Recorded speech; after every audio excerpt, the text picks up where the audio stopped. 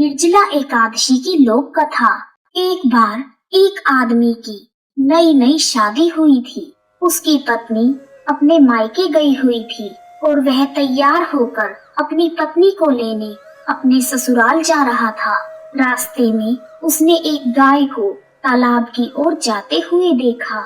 वह गाय पानी पीने के लिए तालाब में उतर गई, लेकिन कीचड़ होने की वजह से वह बाहर नहीं निकल पा रही थी।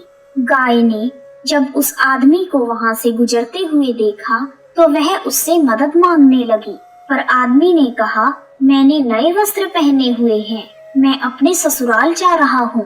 अगर मैं तुम्हारी मदद करूँगा तो मेरे कपड़े गंदे हो जाएंगे।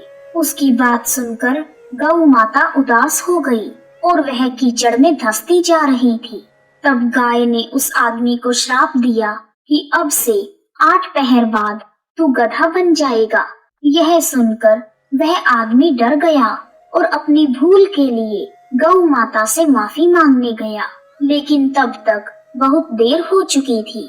गाय माता पानी में डूब चुकी थी। वह आदमी उदास मन से ससुराल में पहुंच गया और वहां पहुंचते ही उसने अपनी पत्नी को घर चलने के लिए कहा। तब उसके सास ससुर उसे एक रात रोकने की कोशिश करते हुए बोले कि अभी तो आप आए हैं, कम से कम एक रात तो रुक कर जाइए। लेकिन वह आदमी कुछ भी सुनने के लिए तैयार नहीं था। तब उसकी पत्नी ने कहा, सब इतना कह रहे हैं तो आप क्यों नहीं रुक जाते। फिर हार कर उसने अपनी पत्नी को गाय वाली सारी बात बता दी।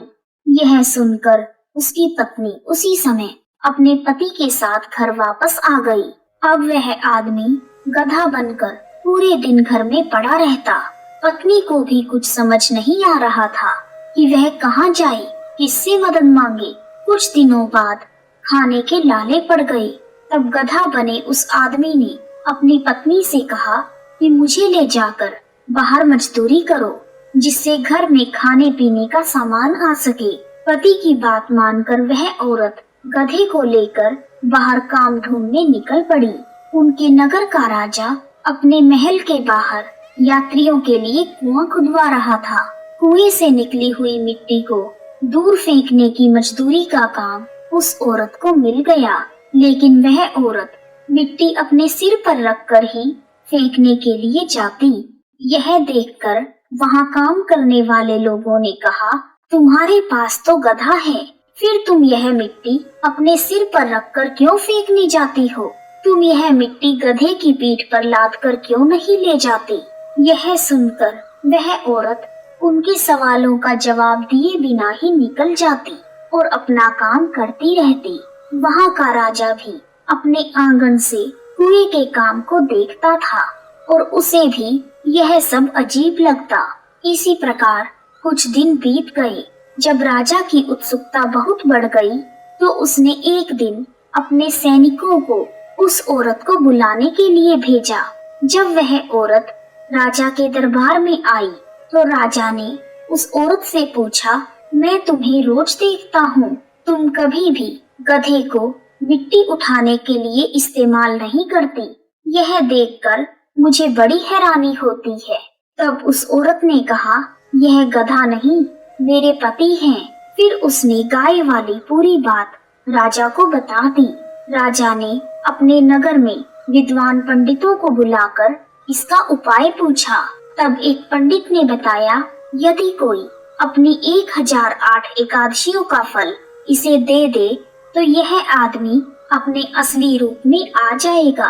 राजा ने अपने नगर में मुनियादी करवा दी, लेकिन किसी ने भी 1008 एकादशी के व्रत नहीं किए थे। बहुत ढूंढने पर राजा के सैनिकों को एक बुढ़िया मिली जिसने पूरे 1008 एकादशी के व्रत किए थे। सैनिक उस बुढ़िया को राजा के महल में लेकर आए।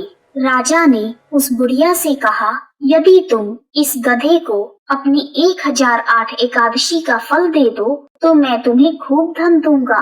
तब बुढ़िया ने कहा, महाराज, मुझे आपके धन की लालसा नहीं है, फिर भी मैं अपनी 1007 एकादशियों का फल इसे दे सकती हूँ, परंतु निर्जला एकादशी का फल मैं इसे नहीं दूंगी, क्योंकि केवल निर्जला एकादशी के व्रत से पूरे वर्ष की एकादशी का फल प्राप्त होता है और विष्णु धाम की प्राप्ति होती है। मेरी तो अब उम्र हो चली है, यदि मैं अगली निर्जला एकादशी के आने से पहले ही मर गई तो मुझे इस निर्जला एकादशी के फलस्वरूप भगवान विष्णु के धाम में स्थान मिलेगा।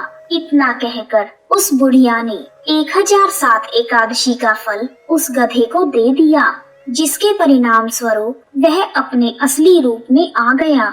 लेकिन एक एकादशी कम होने के कारण उसका शरीर तो आदमी जैसा हो गया, पर गधे की पूंछ नहीं गई। एकादशी व्रत और सभी एकादशियों में श्रेष्ठ निर्जला एकादशी का महत्व जानने के बाद वह पति पत्नी, राजा और नगर के सभी लोग हर एकादशी का व्रत करने लगे और एकादशी के व्रत के प्रभाव से उस आदमी की पूंछ भी चली गई और पूरा नगर सुख समृद्धि से भर गया।